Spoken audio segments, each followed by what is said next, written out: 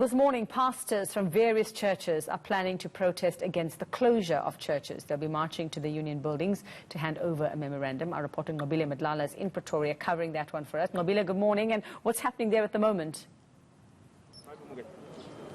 Good morning, UV. Well, basically, the pastors just behind me have started praying. They've just given a moment of silence. And it seems like they've just been joined by the police currently. They've just walked in there. And so we'll find out a little bit later as to what is going on. But we do understand that from what we have heard is that they have a right to be here. And they've been said that they have applied to be here. But we are going to find out a bit more from our guest here, who is the representative of the pastors. Perhaps, sir, just to get started, what exactly brings you here today? We are here today as Pastors Against Church Closure to send a memorandum to the president at the Union Building to tell him that we are not happy with the closing of the churches.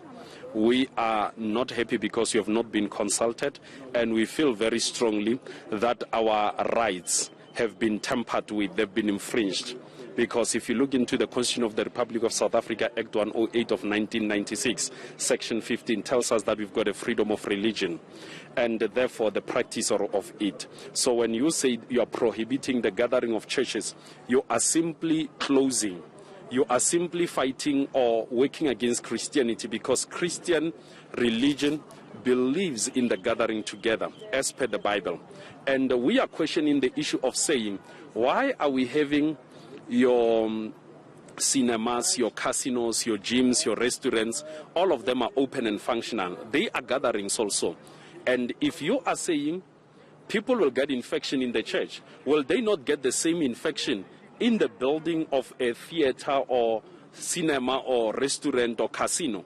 Perhaps let me ask, because most of those areas that you're talking about obviously have some form of making sure that people are sanitized and they have all the security issues or whatever with regards to the Disaster Management Act. May I ask you, what is it that you would do in church to make sure that people are safe in that gathering? What we'll do in the church, we'll buy the screening gun. We'll also make sure that we've got the sanitizers, and we'll make sure that our church is open on 50% capacity.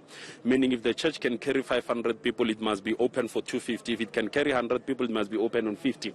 So we'll make sure that all those are guarded against, the precautions are applied.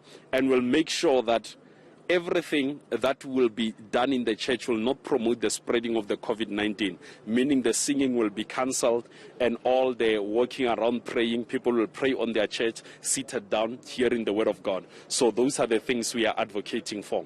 Are those the things that you have in the memorandum today? Yes, those are the things that we have in the memorandum as the suggestion for a way forward to the president, that you must give the restrictions and we can suggest these are the restrictions that we are having. Yes. All right. And lastly, some people may say this is because you may need financial assistance. That's why you want your congregants to be back. Is it that so? We may want financial assistance from the government. In terms of people that come through to give money in church, would you say that's the case? Or you mean people can say this is about the tithe and the offerings? Okay, let me put it straight like this. The churches have got bank accounts. Our members have been going to banks to deposit money. We have ways of electronically receiving the tithes and the offerings. This is not about the tithes and the offerings. But nonetheless, the tithe and the offerings, they still remain the center of the Christian religion. So it is not about that. This is about the spiritual support. People who have lost their loved ones to COVID-19 in this pandemic, they still need the support of the pastors in the church. And therefore we say open the church for such a support. That's why we are doing this. All right.